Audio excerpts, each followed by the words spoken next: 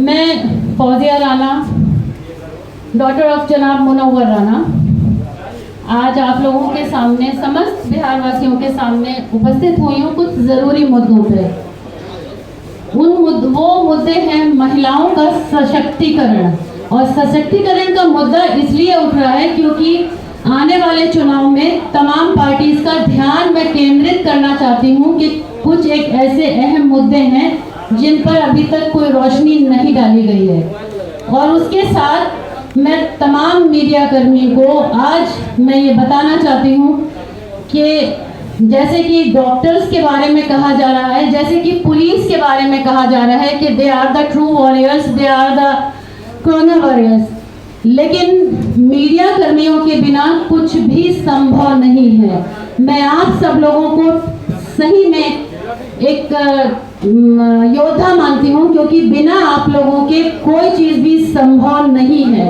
You guys are the true warriors, जिन्होंने अपनी जान जोखिम में डाल के, चाहे नोटबंदी हो, देशबंदी हो या कोरोना जैसी महामारी हो। आज आप सुशांत सिंह राजपूत का ही केस देख लीजिए, कोई भी राजनीतिक पार्टी उसका क्रेडिट न ले, all the credit first goes to the media person. वरना बड़े बड़े मुद्दे देश में उठते हैं, अखबार के पहले पन्ने से शुरू होते हैं और आखिरी पन्ने तक एक हफ्ते में चले जाते हैं, फिर वो खबर कहीं धूमिल हो जाती है, कहीं गायब हो जाती है, विलुप्त हो जाती है। लेकिन मीडिया बंधुओं ने सुशांत सिंह केस का मुद्दा आवाज उठाई गई, कहीं नहीं दबे, और उसका सबसे बड़ा जो सच सामने आया कि देखिए आज आप लोगों की मेहनत रंग लाई और वो मुद्दा सीबीआई जांच में गया। मैं इस अपना मुद्दा रखने के बाद आप सभी मीडिया कर्मियों को आप लोगों के इस योगदान के लिए, संपूर्ण योगदान, चाहे देशबंदी हो, नोटबंदी हो या कोरोना जैसी महामारी हो, मैं आप लोगों को सम्मानित करती हूँ। और मैं दिल से आप सबके इस जज्बे को सैल्यूट करती हूँ। Thanks to all of you. Media बड़ी हो या छोटी, सारे लोगों का योगदान है। जब मैदान में उतरते हैं तो सब बराबर होते हैं उस जंग के खेमे में। इसमें क्रेडिट बड़ी छोटी सब मीडिया का है और आप लोगों का एक महत्वपूर्ण योगदान रहा। तो मैं इसके बाद आप सब लोगों को सम्मानित करना चाहती हूँ, लेकिन आइए अब उन मुद्दों पर बात करते हैं जिन मुद्दों के लिए ये कॉन्फ्रेंस की गई है। सबसे पहले तो मैं ये बताना चाहती हूँ कि बिहार की जो स्थिति है, बिहार कहीं ना कहीं पुरुष प्रधान स्टेट हो गया है। पुरुष प्रधान सियासत होती है, पॉलिटिक्स पुरुष प्रधान है, और जो चुनाव है उनको भी पुरुष प्रधान बना दिया गया है। देखिए, ये मैं नहीं कह रही हूँ, ये आंकड़े बताते हैं। आप भी अगर सर्वे करेंगे, आप भी अगर, अब तो हर चीज के लिए सोशल मीडिया है, आप भी गूगल करें तो आपको पता चल जाएगा, क्योंकि इसके साक्ष्य मौजूद हैं। तो जब स्त्री को जगत जननी कहा जाता है तो इस स्तर पर भी बराबर से लाएं। पिछले कुछ महीनों में कुछ मुद्दे बहुत ज़्यादा सामने आए, उसमें सबसे बड़ा मुद्दा था ये कोरोना, बाढ़, और बीती जो सरकार करंट है उनके जो भी उनके जो मसले थे कि उनका ये घोटाला था, वो घोटाला था। लेकिन मैं आप सब मीडिया कर्मियों के माध्यम से ये कहना चाहती हूँ कि महिलाओं पर भी ध्यान दिया जाए। पिछले कुछ महीनों से हम लोगों ने गलत चीजों पर आंदोलन किया, गलत बात के लिए आवाज उठाई है। आज बिहार की जो स्थिति है उसमें महिलाओं की जो स्थिति वो बिल्कुल बद से बदतर होती जा रही है। इन पर कोई कुछ बोलने वाला नहीं है। जो अभी रिसेंट सूबे के सरदार हैं, मैं उनका भी ध्यान केंद्रित करना चाहती हूँ कि कहीं ना कहीं आप लोगों ने महिलाओं को कहीं किनारे कर दिया है। क्यों ये स्थिति आ रही है? और कोई एक आवाज उठे जो ये कहे। मेरा मेन इस वक्त मुद्दा यहाँ पर यही है कि महिलाओं पर ध्यान दिया जाए। जो चुनाव होने वाले हैं, अपने मैनिफेस्टो तक सिर्फ सीमित नहीं रखिए, महिलाओं के मसलों को हम आगे लाकर बात करेंगे। अब हम यहाँ पर, क्योंकि महिलाओं की योग्यता को आंकिए मत। पिछले विगत जो भी सड़कों पर जो आंदोलन हुए, जो बड़े बड़े आंदोलन सामने आए, उसमें महिलाओं ने अपनी योग्यता को दिखा दिया है कि वो चाहे तो वो अच्छा खासा एक इतिहास रख सकती हैं, तो उनको कहीं पर नज़रअंदाज ना किया जाए। अब यहाँ पर एक अहम मुद्दा है जो बिहार के लिए अहम है, वो है शिक्षा का। शिक्षा के मामले में बिहार की स्थिति बहुत खराब है। अगर सरकार ये दावा करती है कि हम ये लेकर आए, हमने ये बालिका उसका किया या कुछ भी जो उनके अपने एक चलते रहते हैं, मैं कतई उसको सच नहीं मानती हूँ। क्योंकि जब ये कहा ही जाता है कि हम वहाँ से मदद करते हैं, आप तक पहुँचती नहीं, जब ये चीज़ें सरकार को मालूम है तो सरकार ने इसके खिलाफ क्यों नहीं कोई कार्रवाई की।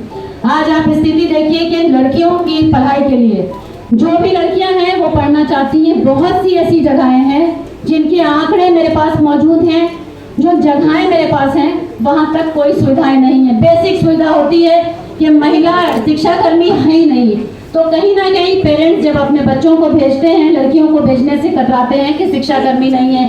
चाहे पानी की व्यवस्था हो या भवन की व्यवस्था हो, ये सारी चीज़ें बहुत ज़्यादा खराब स्थिति में है। तो इनके लिए क्या आने वाले जो चुनाव हैं उन कुछ उस पर रोशनी डलेगी या बस यूं ही हवाई बातें होंगी और एक दूसरे पर प्रहार होगा, एक दूसरे पर हम आक्रमण करेंगे और जो मेन मुद्दे हैं कहीं ना कहीं उसमें ये मुद्दे दब जाते हैं कि औरतों की भी स्थिति खराब है, उस पर रोशनी डालिएगा।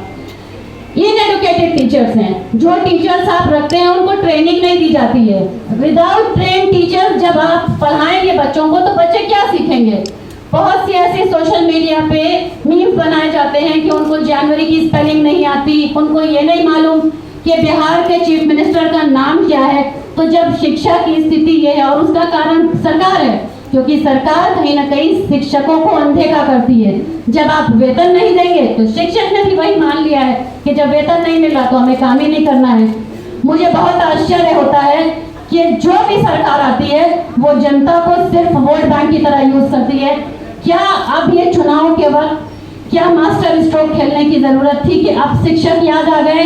आप आइसोलेशन सेंटर बनते हैं, इतने दिनों से 4 महीने से जब देश बंद था, जब ये लॉकडाउन था, तब ख्याल नहीं आया। बहुत अफसोस की बात है कि जब चुनाव करीब होते हैं तब जनता याद आती है। मैं सब चैनल माध्यम से, सब जितने भी यहाँ पे मीडिया कर्मी मौजूद हैं, मैं आप सब भाइयों के चैनल के माध्यम से बताना चाहती हूँ कि जनता को वोट बैंक की तरह मत यूज कीजिए। जनता की जरूरतों का पूरा 5 साल ध्यान रखना है, सिर्फ चुनाव में नहीं कि चुनाव आए तो आपने घोषणाओं पे घोषणाएं शुरू कर दी।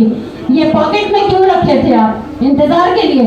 यानी कितने अफसोस की बात है कि अगर अभी चुनाव नहीं होते तो मुजफ्फरपुर में जो आइसोलेशन सेंटर्स तैयार हो रहे हैं वो भी नहीं होते, कोई मदद नहीं होती।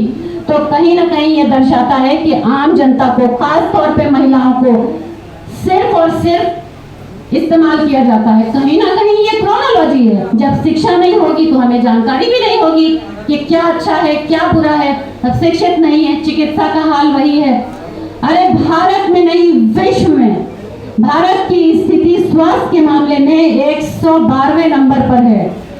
जब स्थिति इतनी खराब है, इतनी बड़ी महामारी की दस्तक दिसंबर से हो गई थी, जनवरी में आगाह किया था, लेकिन तभी सरकार नहीं जागी। बाकी बड़े बड़े मुद्दों को दबाकर चिकित्सा पे ध्यान देना चाहिए था। आप बिहार की स्थिति देखिए, इतिहास रच दिया है कि जहां पर कोविड के सैंपल्स पानी में तैरते हुए मिले हैं। क्या ये शासन होता है? नहीं। बहुत अफसोस की बात है कि महिला को सुरक्षा, एक नारा लगा था जनाब बहुत पहले, और वो नारा ये था, बेटी बचाओ। कहीं ना कहीं ये आपको बताया जा रहा था कि भाई बेटी बचाओ। अब हो सकता है कि नारा बदल जाए और हो बेटी छुपाओ, क्योंकि हम ऐसे ऐसे लोग लेकर आएंगे जो आपकी इज्जतों पर डाका डालेंगे। डिजिटल इंडिया है, इज्जतें डिजिटल नहीं हो सकती। कहां तक बेटियां सेफ हैं? आइसोलेशन सेंटर में रेप होता है और खबर को बहुत आसानी से पीछे कर दिया गया। क्यों? कभी उन माँ बाप का दर्द पूछा? दरभंगा की तरफ एक बच्ची का रेप हुआ था। बहुत दिनों तक एक खबर सोशल मीडिया पे चली कि एक बच्ची साइकिल पर जो अपने पिताजी को लेकर आई थी दिल्ली से, ये वो बच्ची है। सोशल मीडिया या किसी और तरीके से ये कंफर्म हुआ कि वो बच्ची नहीं थी, तो मामला दब गया। मतलब इज्जतें उन पर केंद्रित होंगी जो कहीं ना कहीं बड़े हैं या जो रसूखदार लोग हैं, बस उनकी इज्जत है। मैं कतई सख्त से सख्त शब्दों में निंदा करती हूँ, मजम्मत करती हूँ कि हिंदुस्तान में एक कानून जब तक नहीं बनेगा कि बलात्कार की सजा सिर्फ और सिर्फ मौत होनी चाहिए, लेकिन स्टिल तमाम मुद्दों पे कि नारी का हम ऐसे करते हैं। हमने इस तरह का आंदोलन बना दिया कि नारियों की सुरक्षा के लिए, चाहे वो मुस्लिम हो हिंदू हो, सबसे बड़ी समस्या है अगर औरतों की तो वो है रेप की। अगर आप इस पर कानून सख्त करेंगे और ऐसी सजा दें कि करने वाले का रूह कांप जाए, उसके देखने जो उसको देखे उस सजा याफ्ता को उसकी रूह कांप जाए, कहीं ना कहीं इस पर कमी आएगी। और एक बहुत अहम मुद्दा जो बहुत दिनों से मेरे दिल में था वो ये है कि सोशल मीडिया के माध्यम से बच्चियों को ब्लैकमेल करना और तरह तरह से उनकी फोटोज पर कमेंट करना, भद्दी बातें लिखना, ये जो जहनी बीमार होते हैं ना इस तरह के लोग, इनका आईपी एड्रेस निकलवा के इनके घर से इनको उठवाकर इनको इतनी सख्त सजा देनी चाहिए कि कंप्यूटर और मोबाइल को यूज करना भूल जाएं। किसी को राइट नहीं है कि वो किसी को मेंटल इतना हैरेस करे कि कभी 16 साल की बच्ची हो या 12 साल की या 40 बरस की औरत हो, वो खुदकुशी करने पर आमादा हो जाती है। महिलाओं को आत्मनिर्भर बनाने के लिए कहीं कोई बहुत सक्षम कदम नहीं उठाती। जो भी सरकार आती है वो अपनी बात करती है, इसकी उसकी, ठीक है, बहुत अहम मुद्दे हैं, लेकिन मैं पूछती हूँ महामारी के अलावा भी बिहार में तो अक्सर सुनने को मिलता है और अक्सर होता आया है। आप जाइए गांव वगैरह में देखिए, डॉक्टर्स नहीं। अभी रिसेंट कोविड में कितनी बार ऐसा हुआ कि लोग वहां पर इलाज के लिए गए, चाहे एनएमसीएच हो या पीएमसीएच हो, बाहर दम तोड़ा है, लेकिन सूबे के सरदार के वहां अगर कोविड ने दस्तक दी तो उनके घर को अस्पताल बना दिया गया। साहब, संविधान ये कहता है कि कानून सबके लिए बराबर होता है। अगर आपको स्वास्थ्य के लिए चीजें मुहैया हैं तो आपको जनता ने चुना है, आपने ध्यान क्यों नहीं दिया? कितने लोगों ने अस्पतालों के बाहर दम तोड़ दिया। जिस वक्त लॉकडाउन था हजारों औरतों ने सड़क पर बच्चों को पैदा किया, सड़क पर बच्चों का जन्म हुआ, सरकार की आंख तब भी नहीं खुली। कितने ऐसी लाशें थी जो कोविड की या तो कुत्तों ने खा ली और या कितनी बार ऐसा हुआ कि डेड बॉडीज हॉस्पिटल में पड़ के सड़ गई, मगर उनकी कोई सुनवाई नहीं थी। मेरी ये सारी बातें का साक्ष्य मेरे पास मौजूद है, सोशल मीडिया पर मौजूद है। ये सारी वो बातें हैं जो सच हैं और इनके खिलाफ किसी भी सरकार ने कुछ सोचा है। मैं यहाँ से बिहार की तमाम महिलाओं से ये रिक्वेस्ट करती हूँ, निवेदन करती हूँ कि देखिए, सरकार वो चुनिएगा जो आपके हक में बेहतर हो। पकड़ के, हाथ पकड़ के कोई ले जाए और कहे अंगूठा लगा दो, आप उस पर मत आइएगा, अब जागने का वक्त है। एक इंसान अगर खड़ा हुआ है, लश्कर खुद ब खुद पीछे आ जाएंगे। कहीं ना कहीं ऐसा होता है कि लोग सोचते हैं कि हम इसके खिलाफ अगर ये बात करते हैं तो कहीं ना कहीं ये बात का कोई सियासी दांव होगा या सियासत से होगा, लेकिन ऐसा नहीं है। जहां हम लोगों को, आंदोलनकारियों को गलत लगेगा कि गलत हो रहा है तो हम उसके खिलाफ आवाज उठाएंगे।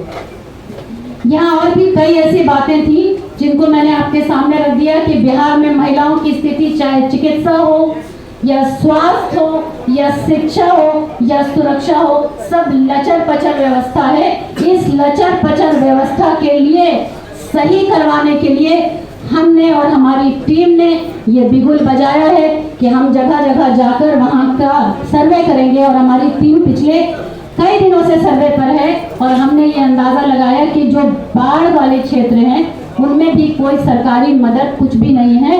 और जिस वक्त देशबंदी हुई उस वक्त ये पता चल चुका था कि हम कहां पर खड़े हैं। आम जनता ने मिलकर मदद की है, आम जनता ने देश की मदद की है। क्यों सरकार पीछे है? हम महिलाओं को इसके लिए बहुत गौर से सोचना है। जिंदा रहना है तो हालात से डरना कैसा? जंग लाजिम हो तो लश्कर नहीं देखे जाते। ये कहना कि पीछे कोई पार्टी हो तब, जी नहीं। आप आवाज सच के खिलाफ उठाइए। तमाम बिहार की महिलाएं सच के लिए जब तक आवाज नहीं उठाएंगी तब तक कोई पार्टी नहीं जागेगी। और सूबे के सरदार, आप भी जाग जाइए, क्योंकि महिलाओं ने ये तय किया है कि बदलाव हम भी लाएंगे। सिर्फ सरकार बदलने से बदलाव नहीं आएगी, रणनीति बदलने से, विचारधारा बदलने का भी एक बदलाव आना चाहिए। और उसके लिए ये अपना जरूरी करने के लिए है दूसरे कि का हमें बाधित करते सही हैं। और गलत चीज समझ होनी चाहिए। That's it. और अंदर आइए आप लोग। जी देखिए, जब कुछ महीनों पहले हम किसी एक कानून के लिए आंदोलन कर रहे थे, तो क्या हमने चुनाव के लिए कोई बात कही थी? मैडम फ्रंट देखिए। गलत के खिलाफ आवाज उठाने का मतलब ये नहीं है कि हम चुनाव लड़ेंगे, लेकिन आने वाले कल में अगर ऐसी कोई बात होती है जो पार्टी देश के हित में सोचे, राज्य के हित में सोचे और हमारी आइडियोलॉजी मैच करे कि वो हम महिलाओं को लेकर चलेगी, तो हम उनको जरूर समर्थन देंगे। राजनीतिक पार्टी ज्वाइन करने वाली है क्या? बदलाव के लिए आ गए हैं? मैंने ये बात अभी आपसे बता दी कि जो मुद्दे मैंने मूल मुद्दे रखे हैं महिलाओं के लिए, अगर वो मुद्दे कोई सरकार आगे आकर लाकर रखती है और हमारा ध्यान रखती है, हमारी आइडियोलॉजी मैच करती है, तो हम सोचेंगे जरूर इस बारे में। देखिए, ऐसा है कि जब आप किसी एक आंदोलन के लिए या किसी बात के लिए आप आते हैं, तो अभी किसी के संपर्क तो लाजमी सी बात है कि आप सबको पता है कि मेरे फादर को इस वक्त पूरी दुनिया जानती है, तो लाजमी सी बात है कि उनके संपर्क में हर इंसान रहता है, क्योंकि वो एक पोएट हैं। तो संपर्क का मतलब ये नहीं होता कि अगर मेरी किसी से शिष्टाचार मुलाकात हो रही है तो उसमें कोई राजनीतिक मोड़ हो, लेकिन अगर ऐसी विचारधारा बनेगी तो हम फिर इसी मंच पर होंगे और आप सबके रूबरू होके उसको अनाउंस जरूर करेंगे। राजद से बात चल रही है मैम, टिकट की राजद से। अब आप ऐसा कह रहे हैं तो हम सुन ले रहे हैं, आप कह रहे हैं तो हम सुन ले रहे हैं, लेकिन अभी हमारा मुहिम सिर्फ और सिर्फ एक है कि ये जो महिलाओं को कहीं ना कहीं इग्नोर किया जा रहा है, इनके मुद्दों को सामने लाया जाए, और इस पर अब काम करना हमने शुरू कर दिया है। हमारी टीम ने ये काम करना शुरू कर दिया है, लेकिन हमारा कहीं भी ये ऐसा नहीं है कि हम किसी को टारगेट कर रहे हैं, हम सिर्फ ध्यान केंद्रित कर रहे हैं कि जरा ध्यान दीजिए, हम भी हैं। इस सरकार के प्रति आपकी क्या नाराजगी है क्या?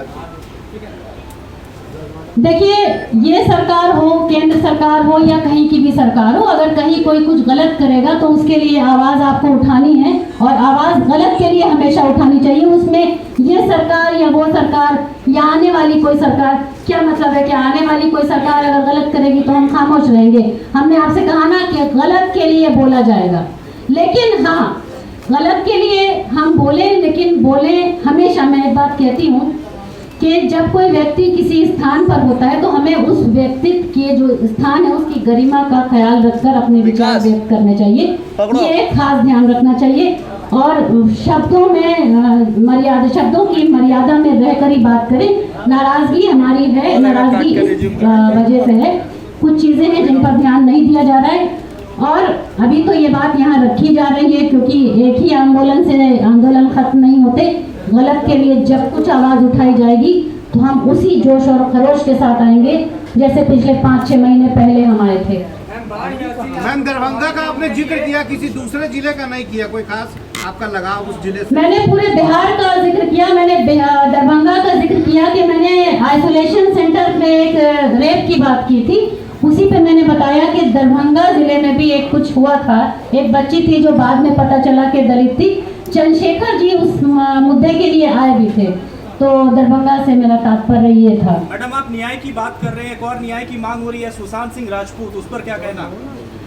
सुशांत सिंह राजपूत के लिए सीबीआई जांच है, और मैंने बहुत पहले भी ये बात कही थी कि सुशांत सिर्फ भारत के नहीं, बिहार के नहीं, पूरे भारत के बेटे हैं, भारत के लाल हैं। कहीं ना कहीं सिर्फ बिहार ने नहीं, पूरे हिंदुस्तान ने एक बहुत बड़े कलाकार को खो दिया है, और उनको न्याय मिलना चाहिए और सख्त से सख्त कार्रवाई होनी चाहिए। खुद मैं पर्सनली ये बात बताऊं कि कहीं ना कहीं सुशांत सिंह के जाने से पर्सनली मुझे बहुत हर्ट था, क्योंकि वो मेरे अच्छे फेवरेट स्टार्स में थे। हो गया ना? कहीं बिहार की राजनीतिक पार्टी आपको दूसरा ओवैसी नहीं समझ ले?